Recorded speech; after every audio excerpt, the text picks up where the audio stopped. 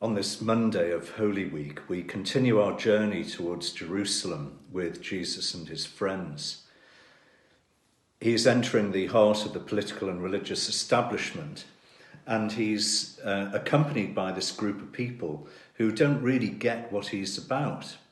Along the way, they stop at a place called Bethany, where he shares a meal with Mary and Martha, the two sisters, and their brother Lazarus.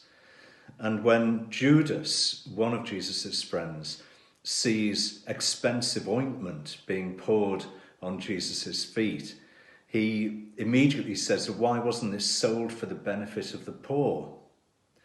And Jesus responds to him, and you can read about it in John chapter 12, verses 1 to 11. The point of this is that Jesus is accompanied by people who are just like you and me. They're not people that we stick in a stained glass window and make them remote from us, somehow perfect people or people who have got their lives sorted out. The point of the gospel narrative is that we see people like us with our prejudices, like Judas, people who don't quite get the point of it all, people who journey sometimes feeling as if we're doing so a little bit blind.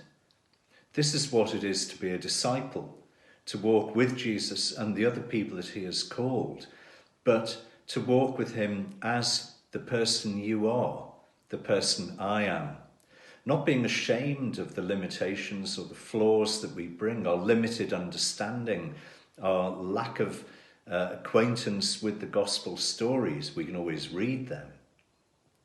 But there we are, Jesus and people like us.